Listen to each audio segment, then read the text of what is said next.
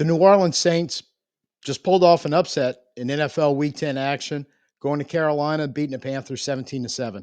Look, Saints quarterback Tyler Shough, wide receiver Chris Olave, Juwan Johnson, the tight end, they led a Saints third down passing attack that was beyond efficient. It was downright wizardry, especially compared to their lack of third down efficiency in the first 9 games they played this year.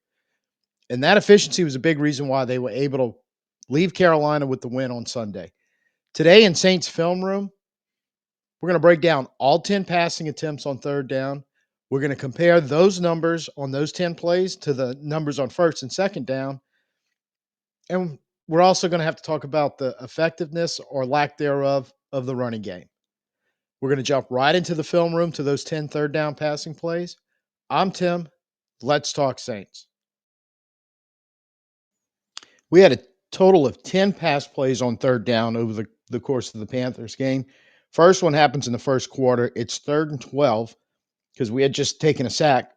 Coming out, they're showing kind of a zone look. We're going to put Brandon Cooks in a short motion from the offensive right all the way on the outside, back towards the inside. No real movement, no real showing that there's man or anything other than that 4-man rush coming. So at the snap of the ball, 2 things happen. The important one is that Asim Richards gets beat pretty much off the bat by that left edge rusher. Shough's already recognizing what's going on and trying to step up, but at least Richards kind of stays with the block and doesn't give him a lookout block. And that little extra shove might have been the difference, but there's still hands on Shough. He's moving around back there. He's trying to step back up in the pocket. He's basically breaking tackles back there. And at this point, the defense, who has kind of pattern matched and is starting to try to grab receivers, had moved to the defensive left because coming out before all the turmoil happened in the backfield to put this play into scramble mode, most of our route combinations were coming towards the defensive left. Most of the DBs had in linebackers had kind of shifted that way. Now that Shough's stepping up and they're all looking back in on him, realizing that the quarterback might be taking off and running. Some even step up here at this point. Everybody but Tyler Shough loses sight of Juwan Johnson. The only person with eyes on Johnson right now is Shough, and he's trying to step up in the pocket and get him the ball. And much like last week with Olave in the scramble drill when he stepped up and hit Olave for the big 27-yard gain, kind of does the same thing. Stepping up on the move, good, firm, accurate throw, puts it right on a wide open Johnson. Makes the catch and gets him yards after catch until he's finally run down. Very big play. Very, very big play on third down. You should have been sacked for a second time in a row and punt the ball right here.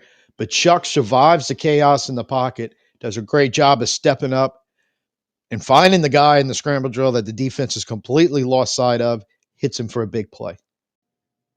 Second third down pass of the day. It's in the red zone. We are 3rd and 2, 3rd and goal from the 2, basically.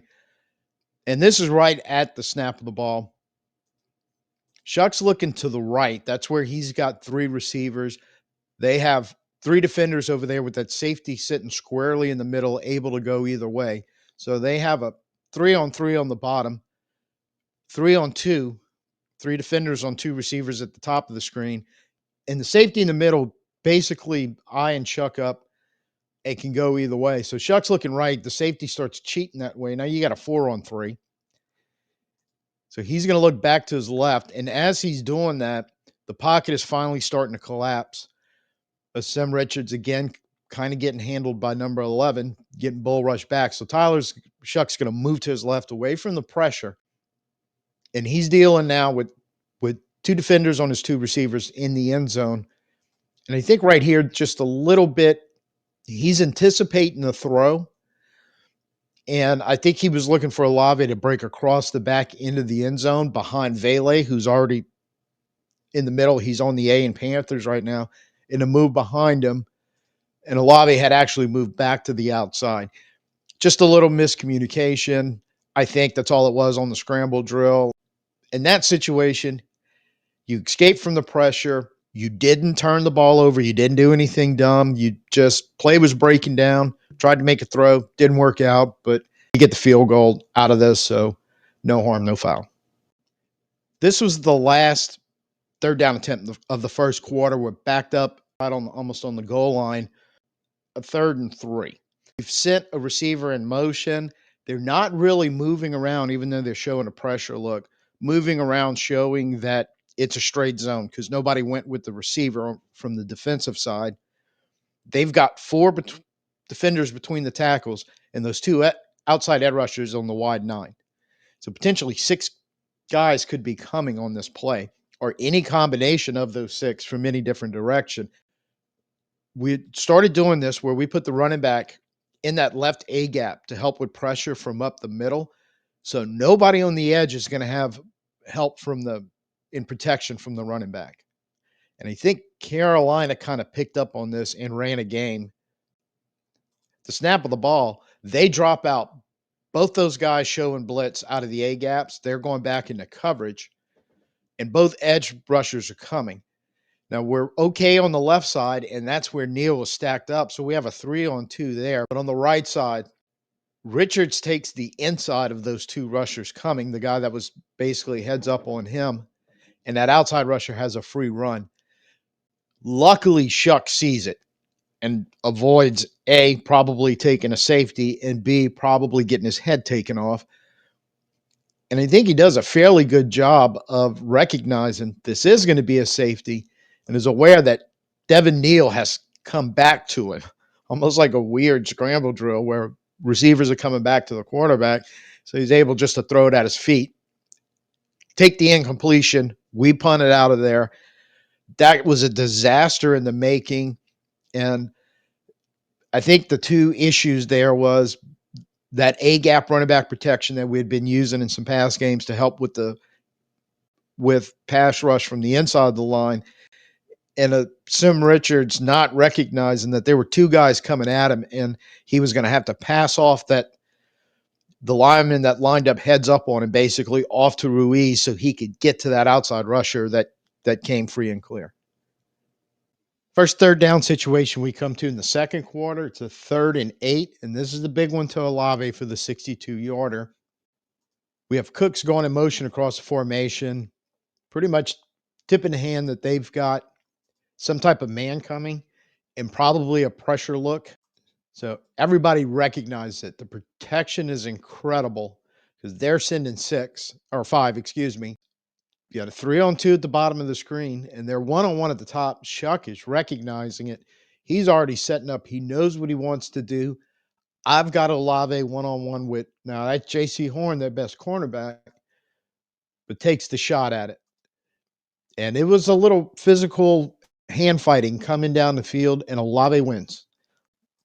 Not so much fights off Horn. I think Horn in the process of trying to push Olave around lost his balance because Olave at least held his ground. If not, maybe contributed to the slip. But either way, Horn hits the ground. Shough puts a great pass right on Olave, and forget about it. You can't catch Chris. Beautiful play. Love the way they took the shot, recognizing what was going on and hitting Olave on that deep outside in a position where, hey, my guy or your guy, somebody's got to make a play. It was a great throw, and our guy made the play. Good job, Tyler Shough. Great job, Chris Olave. Still in the second quarter, we're up at a 3rd and 4.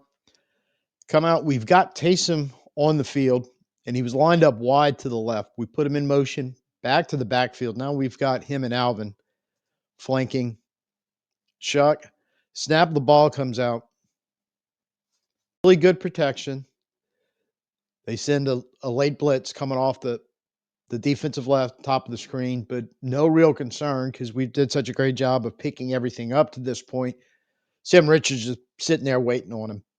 So this is going to be blocked up well. And it's covered pretty well, but check down, coming out the backfield where Taysom had motion to. He's coming out right into that space, a little short of the marker, but plenty of opportunity to catch the ball, and especially with Taysom already heading downhill, gets the ball here. Yeah, I don't think they're going to be able to tackle him a yard or two short of the sticks. This should be a pretty easy first down conversion, and everything is beautiful up until the throw. Now, I know Taysom would probably say, hey, I should have caught that. Maybe, maybe not, but the throw was behind him. He was not on time on target. Even if he catches this, now he's in a much, and it's Taysom, he could probably still do it, but now he's in a much tougher position to try to pick up those 2 yards or so we're going to need for the first down. If you get him a ball that's catchable and in stride, Shough did that pretty well for most of the day, but this was one of them where he didn't. You kind of bail on the opportunity to get the first down, even if Hill's able to come up with that pass.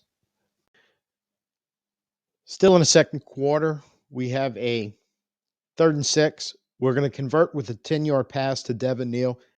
Really good job. This play and the next play with Olave getting 18 yards on 3rd and 4. Both of these are very good examples of kind of the pocket breaking down, having to anticipate the throw. The receiver and the quarterback have to be on the same page. And it worked out really well on both plays. So I'm actually going to have these back to back. Comments down below. You tell me which one of the two is the better play, because I love them both so much. I can't pick a favorite. We're going to look at the end zone shot, because if I show you the all 22, the only thing you're really going to see is that they do a fairly good job of covering everything up initially. Now we have Brandon Cooks running a deeper route out on he's the wide receiver, no pun intended, but the wide pass catcher on the offensive left. And that's where Shough's looking initially. But right now, there's not a whole lot going on. The pocket starts out looking like it's going to be clean, and then he's still looking left. They still haven't broken open, and he's going to have to start looking for checkdowns now. And that's when the interior push is coming in there. The tackles have taken the edge rushers wide. They did a pretty good job of doing that most of the day, creating these avenues for Shough to step up or slide if he needs to. Does it again on this particular play, because 99, he's bringing some late pressure once again, something he did a lot on Sunday. Had the pocket been able to hold, at this point, Cooks had broken open deep, and he's got Juwan Johnson basically almost at the first down marker, wide open on the hash. None of that's really an option. He's moving right.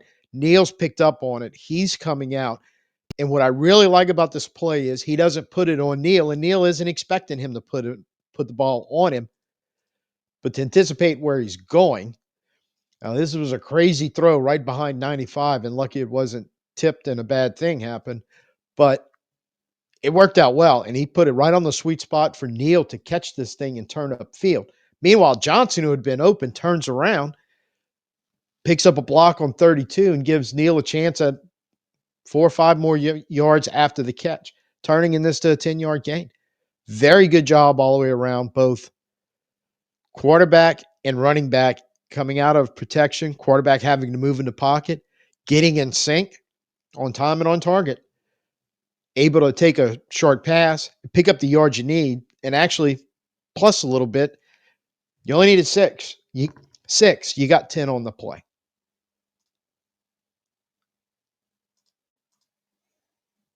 So this is the last 3rd down conversion that we faced in the second half. Got a 3rd and 4. This is Olave for 18. Another great play, great job by the quarterback and the pass catcher in this instance. We start off putting Olave in motion, and he's going to move into the slot on the offensive right, snap the ball. Again, push those edge rushers out wide. Shough's going to have to step up a little bit as they get pushed wide and behind him. 99 again is stepping up in the pocket and about ready to hit him square in the mouth. But what's great about this play is the anticipation and Olave was ready for what he was thinking. Because as Olave's coming across the field, Johnson's sitting right on the first down marker, so they've got to put eyes on him. Because he catches it, it's a first. Vele's clearing out deep. Corner's going with him. and is creating a nice bit of space right along the sideline for a deep out. Now, with Shough stepping up and about to take his shot from 99, he's got to anticipate where this is going to be, put the ball in the area, give him a catchable pass, which he does. Olave's got to go up, snatch it, grabs it out the air, secures it. You get a big gain on first down, or on third down, excuse me, where you only need 4. They were kind of defending 4, that 4-yard area, kind of at the sticks. And you take somebody across the field, backside, and make a really good pitch and catch, pick up a chunk play when you only really needed 4. Something we did time and time again throughout the day on third down. And I think overall that helps your confidence on third down, likely, but also starts planting seeds in those defenses going, okay, they're going to try to push the ball down the field on third down when the opportunity's there. And if they hit it, we're going to give up big plays. Things like this, if you can consistently do it, is going to help yourself out in the long run. And having a quarterback and a receiver, or in the previous play, a quarterback and a running back, hammering it out like they did, really, really good stuff. Stuff we need to build on. This is our only third down passing attempt of the third quarter. 3rd and 17 right now. So we're sending pretty much 4 receivers to the sticks. They're only rushing 4. And check down's going to come out the backfield because they've got this blocked up pretty well. He's got a very clean pocket to work with. So the check down, the running back's coming out to be the 5th receiver at this point. Now, he still has a little time as he's unloading right here. The ball's going to go in right between the hashes to Vele and split those 2 defenders with, this was one of his absolute laser shot throws of the day to sneak it in there. And what ends up happening is Vele gets tackled almost immediately. So it's 15 of the 17 yards we needed. And if he would have been able to hold the ball for another split second, maybe he would have Cooks breaking open right there, right at the chains. Hard to say because the defenders did converge as soon as that ball came out. At this point in the game, in the third quarter, our defense had kind of established themselves to the point where we're not giving up big plays, big chunks of yardage, much less points, anything going on in this game. So I'm okay with ultimately happened with here. What happened here is you picked up 15 yards, so you moved to the 45-yard line towards midfield. You allowed Kai Kroger to come out, make a great punt, flip the field. You give the ball to Carolina on the 10. And with the defense playing as well as they were playing and shutting Carolina down at that point, you're like, no. As long as nothing stupid happens, there's no way they're going 90 yards to get points. So this is the first 4th down attempt we made in the fourth quarter. It's the 3rd and 12, and we end up getting 30 and a touchdown on a scramble drill play to Juwan Johnson. Now, initially, since we need 12, throwing a route combo out there where both outside receivers on the offensive right, top of your screen, they're both working towards the middle of the field with Vele, who was outside left wide receiver. He's coming underneath on the crossing route. So you kind of putting the defense on that backside. Are they going to run with those 2 receivers, try to pass them off to safety help back there, and still be able to cover the cross? So this is where Shough's looking at the whole time. They have it covered up pretty well. I don't think he particularly liked trying to fit a ball in there. And I also started recognizing that pocket, which had started out pretty good initially. Now he's got to move a little bit. And in doing so, kind of helps open things up as he's shifting to the left. The defense was playing that receiver combination we had on the offensive right with Vele on the cross. So you've got basically 2 defenders left on this side of the formation on the left side, one having to pick up Devin Neal out the backfield, and one I'm trying to cover Johnson, who slips. And once again, with Shough stepping up and moving left this time and doing a really good job of seeing the defender had slipped. Johnson breaks open. of getting his feet and his shoulders, everything squared up at the line of scrimmage because he had a few seconds to throw that one, making sure he's putting a very easy, catchable pass right on Juwan Johnson, who, as Jim Henderson once said famously, can backstroke into the end zone from there. It's only needing 10 at that point, 10 yards after the catch, converts it for the touchdown. And like I said, really a backbreaking play in this game. I think this is the game where you went up 10 and you're like, it's done. They can't do anything with our defense, and our offense just put us up 2 scores. We can take this home the rest of the way. This one is the catch.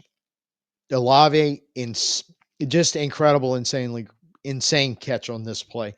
So you're playing a 3rd and 5. We've just motioned him from the offensive right. He's going to set up down on the slot now on the offensive left. They're showing a little pressure look. Not really bringing pressure. It's only 4. They're sliding out. But the bottom of the screen, it's basically 2 defenders on 2 receivers, Cook and Olave. Sort of a rub route, sort of not really. But what it is a double move. And needing only 3rd and 5. Looks like that corner was ready to bite on Olave, looking for the out route down around that 5-yard mark, 4-yard mark, and see if he can pick up the first down from there. And no, sir. From the get-go, we were looking on that 1-and-1 matchup on the double move. And Shough had thrown the ball in there because he got it. And because that corner is kind of leaning towards that out route towards the sticks at that point and not really playing for the double move, the only thing he can do keep from getting beat like a drum and giving up another long touchdown pass is grab Olave, interfere with him. Flags come out all over the place. But Olave makes an insane, while being interfered, one-handed catch that in and of itself would be a highlight. But let's go ahead, tackle on the double toe tap right here on the sideline to make sure this is a completed catch. 18-yard gain when you only needed 5. Pick up a first down.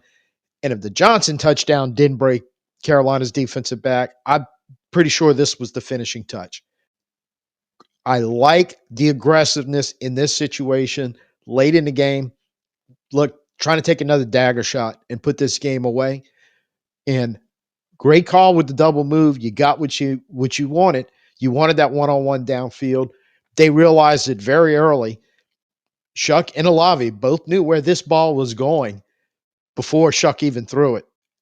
This is the kind of stuff I hope to keep building on, keep seeing in the offense where you can really set up opportunities using down and distance, even on a 3rd and 5, to take your big shots, try to make your big explosive plays downfield. So let's touch on the running game. Still needs work. Best way I can describe it. It was effective, borderline efficient at times, but overall, that you're not going to have a lot of grades of excellent involved in our running game. You grinded out a running game that was complementary enough to help you win. And really, I guess that's all that's important. But if we want to keep this going in the right direction and want to keep being successful in the passing game, they've got to figure this run thing out. Now, we're going to start with Devin Neal, 14-yard run, our second best run of the day. And this was one of the ones I would say sort of borderline efficient. We're sending motion across the formation. We do a little better running the ball with motion. So at the snap of the ball, Banks is going to kick his guy out. You've got a combo with Fortner and Radence. You've got a combo with Richards and Ruiz. Johnson's handling the backside. So there's a little gap right there. But when the combos, the 2 guards are coming off the 2 combo blocks, Radence and Ruiz, they both kind of lean towards that linebacker and miss the next guy coming up from the second level that's headed right to the hole. So Neal realizes this. Radence has the first guy. Ruiz doesn't really have anybody to block right here. He's looking for someone. And you still have 21 coming in unblocked.